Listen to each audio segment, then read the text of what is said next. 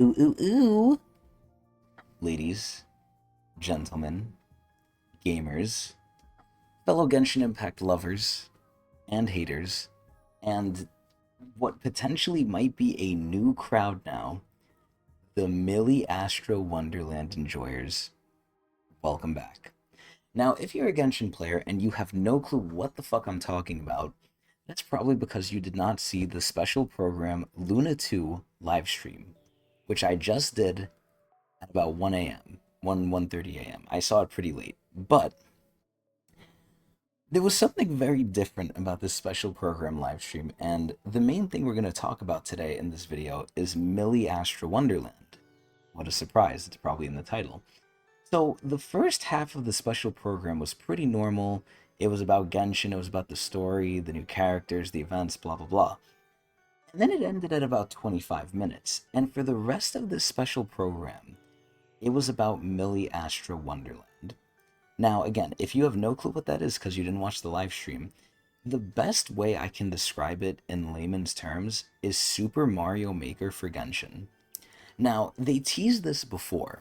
This was teased before, and I'll show you some like pictures of it here, right? This is how you unlock it. You unlock it through the story, and they're very pro putting it with Genshin, and I'll say why. And one of the main things I want to go over in this video is number one, what even is this thing, which is basically Super Mario Maker.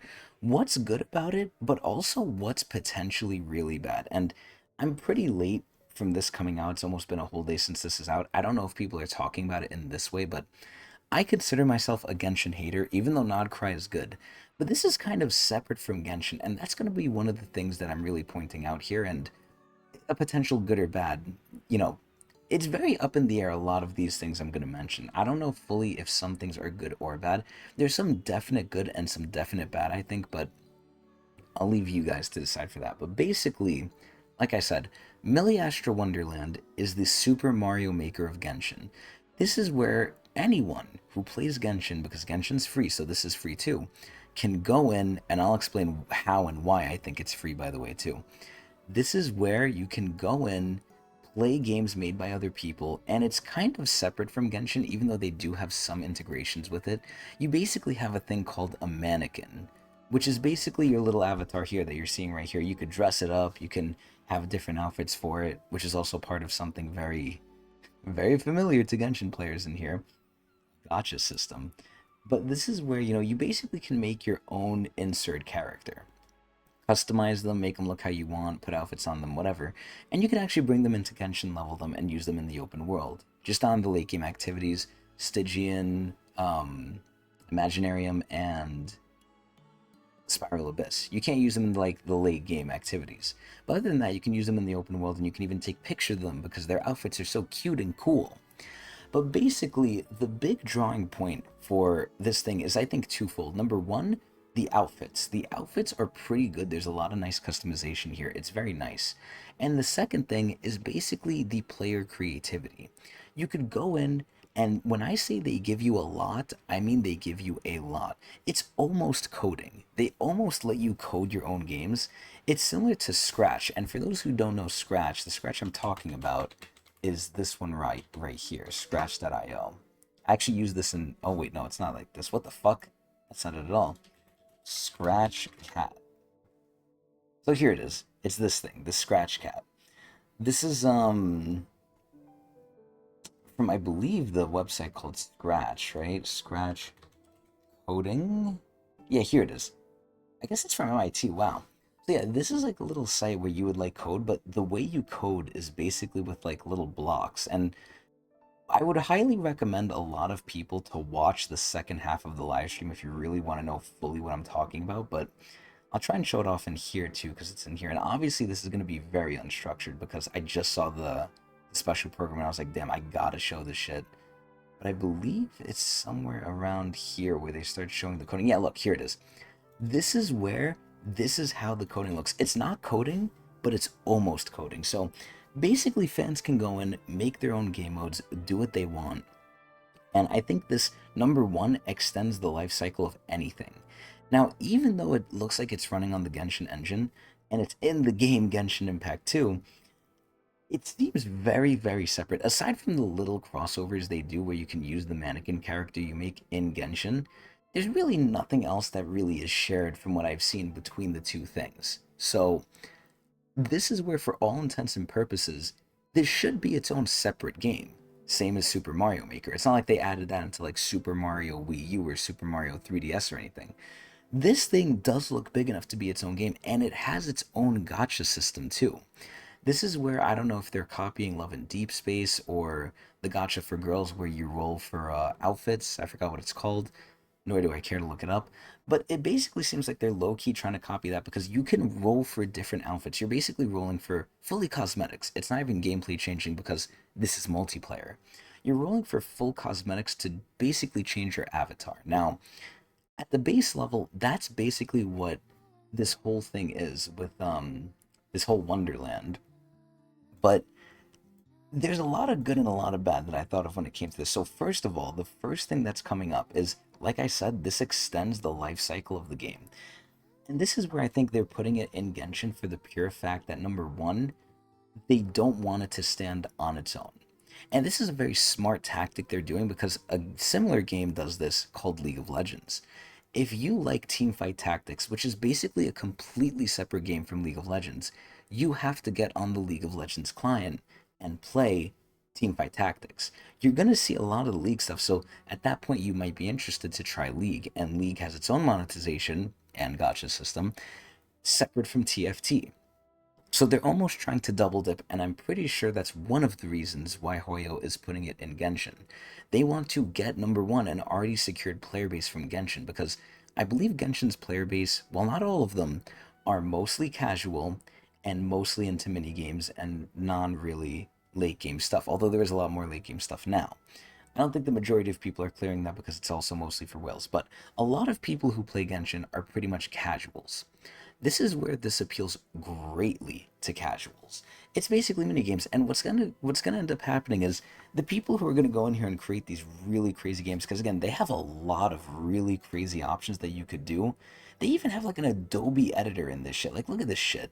You can like create like custom stuff, it looks like, which is wild. So, and they said they're going to add more tools in the future, which is crazy. So for a person to get all of this for free and to kind of test their creativity and learn stuff like this, because this is stuff that you could probably transfer, I'm not going to lie, maybe into a job setting, or to really like find your passion if you're a creator like this.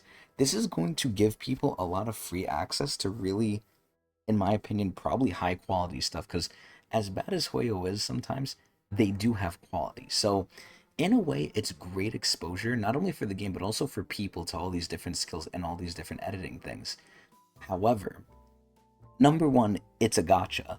So number one, even though I've been saying number one a lot, one of the big things is this is completely separate from Genshin. It's a whole new gotcha system. It's basically a whole new game.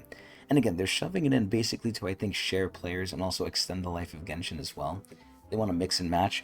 I'm sure there's going to be people who play only Genshin, who play only the Wonderland, and they're not going to really like mix and match, but there's definitely going to be people who play both. So they're probably getting even more money from this shit now. But another big thing is, and this is the thing that really like I was thinking about. This is basically, and I could be wrong because there is a lot of nuance to this. This is basically them saying, hey, you guys make a lot of the game. Now, granted, they're giving us the tools and they are making a lot of the outfits, right? It's not like we're making the cosmetics, the money side of this stuff, but a lot of the players are going to make games, and I'm sure there's going to be great games out there that they make because the fucking tools that they give you is so expensive. But this is where by making these, we're essentially doing Hoyo's work for them. And by doing their work for them, what we're essentially doing is making them more money for free.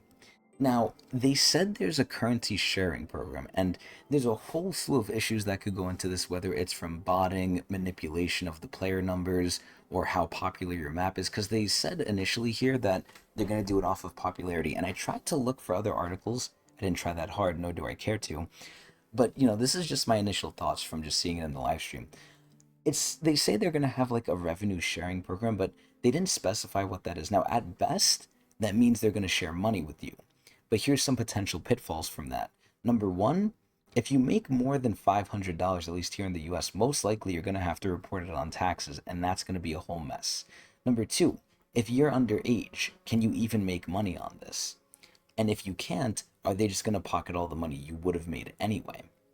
And then number three, again, this is driving sales forward for them. So I think what you make, and I wouldn't be surprised if this is in there, there probably might be some legal agreement in like in the EULA, the player agreement, where whatever you make in this Wonderland is not really your property. Now, I could be wrong. I'm not a legal expert, and again, I haven't read anything like this, but this is where I wouldn't be surprised if Hoyo is using this, number one, to basically take some pressure off their backs. Hey, you make the content and everyone else will play it, and you make us money. Because if you go in and you like a game mode in here, you're going to play it more, not because of Hoyo, even though they did create the foundation. You're going to play it because of the creator. They might make some like fucking Fortnite brain rot or Roblox brain rot in this shit. Largely what this feels like is they're trying to create the new Roblox, essentially, in Genshin, which who knows how popular it's going to be. But you're gonna be astounded by some of the things people make in here, because I'm sure people will make crazy things with all these tools. And then at the same time, you're gonna want to look cool, you're gonna want to be cool. So you're gonna get a lot of the outfits and end up spending money for Hoyo, even though you're playing it for the player's creations. So in a way, Hoyo's kind of milking the player base for free labor while they're getting money. And I say free with an asterisk because, again, there's the revenue sharing program, but we don't know if the revenue is even going to be in currency. What if they pay you with in-game currency? And by currency, I meant real life money. If they pay you with in-game currency, that is such a crock of shit, because this is where players can spend a lot of time making very intricate, very detailed, and very amazing games that they just won't get rewarded for. And like, I won't say their time is wasted, because if they enjoy doing it, they enjoy doing it. But like, god damn, you could really spend hundreds of hours to make something, and then they just give you primos. It's like, what the fuck? Or whatever the currency is to actually get this other shit. It is so crazy. And I'm not gonna lie, right? There is good stuff on here. Like, I'm not gonna lie, it's very creative. It's a great way to introduce new gameplay, new breath of life into Genshin, but this doesn't have to even be with Genshin. There's a lot of greed and potential moral ambiguity here, I think, and legal too, because if you create something and it's popular and they see that and they're like, okay, we're gonna take this and put it as a game mode. And what if they just like straight up rip one to one what you're doing, or like close enough to where they don't have to do a lot of work? Who knows, right? And maybe they could even do it legally by just saying like, oh yeah, we made something kind of similar. Because this is where I'm pretty sure people can't copyright what's in here. But again, I don't know the legality of it. But there's a lot of legal, moral ambiguity here, and a lot of potential scumminess along with the good. Because again, the good is like people's creativity can flourish. You potentially could make real world money. And even if not, you can make some, currency even from the in game, maybe. It's not like no one's going to get rewarded for this. But then the question is, how restrictive is the creator program where you can get revenue? Is the revenue sharing fair? There's so much nuance and up in the air with this stuff that I really can't say. Nor am I too interested in it anyway. I'm just going to be a consumer for this shit. I'm not going to make shit. I'm not that smart, or I'm not that motivated. But this is where, again, it really feels like they're profiting off the players more than the players are going to get back. I could be wrong, but it's just like, damn, if a little kid genius creates a crazy game mode with all this editing shit, and then they can't get paid because they're underage and they would need to report it on taxes, which they can't really do, I think, right? It's like, man, what the fuck is gonna happen with this shit? But they even have like so much nuance to this. Like, they have like all these tiers, you can create ranks, there's competition, they said they could be competitive. There is so much here. It's crazy. And again, the potential pitfalls is, I just think people are going to get taken advantage of, and we're going to do the hard work for Hoyo, and they might steal our shit. But who knows? This is where overall I think it's a great idea in concept. It's just, I hate that they're including a gotcha with it, because people can't control themselves. We know gotchas are predatory, and I think gotchas are starting to get phased out overall in the scheme of things. I mean, look at Anata. Anata, a new game on the market that was a gotcha, is basically completely getting rid of their character gotcha element. They're also, I think, moving to a fully cosmetic one, which is better than affecting gameplay. And ultimately, at the end of the day, people don't have to spend on this if they don't want to. It is purely cosmetic. And the cosmetics are good. There is quality in this. But there's a lot of potential here that I just see players being either A, taken advantage of, or B, Hoyo really getting away with a lot of basically they're getting the better deal than the players are. Unless you're just a straight up consumer and you don't pay them any money. Then you're perfectly, I don't want to say profiting off them, but you're kind of getting the better end of the deal. But I think there's a lot of scumminess potentially going on. Why did they do this? Obviously, it's to make money. Maybe it's also to extend the life cycle of the game because if this lives, and they said Genshin's going to last for the next 10, 15 years, what if this is how it is, right? Who knows what they're going to do with the story, but I just think it's so crazy. And if they keep putting this shit in the special program live streams, I don't understand why, because this is such a separate thing from Genshin. It really legitimately feels like a whole game, and it feels so scummy that they're including it in Genshin to number one, get a higher player base, and also two, to double dip into players now. This thing has its own motherfucking battle pass, for Christ's sake. And it's like, again, it can have all these things. They don't affect gameplay. It's purely cosmetic, unlike Genshin's one, which affects characters. But it's just like, god damn. They really put this alongside with Genshin, basically an entire new Super Mario Maker gacha. And again, there's a lot of legality here that could be very, very tricky. Who knows what the revenue sharing is, and who knows if they could just steal your ideas and port it into the game. Those are the potential downsides. Upsides, people can really express their creativity. They can make great game modes for people to play, and they can really maybe even learn new skills and stuff. It's a very, very interesting thing. I think there's a lot of negatives, decently good positives. I think personally for me, there's more negatives than positives, but at the end of the day, we'll see how it lands. But I just wanted to bring people's attentions to at least the potential negatives. And the thing that pisses me off the most, it feels like they're getting away with almost highway robbery. Like, there's a lot of work they put into this, especially with the editor and everything, right? But it's just like, goddamn, the players are really putting in the creative work and creativity, and I don't know how they're gonna copyright this shit, how they're gonna write this shit in the EULA agreement or anything. But man, in another gotcha, and it just feels like in a way good, but in a way so fucking greedy. But that's just me. Tell me what everyone thinks. If you have any opinions on this, please let me know. If there's any more information there is that let me know in the comments if I'm wrong on anything, or if there's more context to things after this comes out. Because this is still coming out like a day after this came out, pretty much. So maybe they just didn't release the information yet. But it's relatively good, but also relatively scary and relatively scummy and greedy. So I was just so shocked that they have like the whole half of the program live stream for this.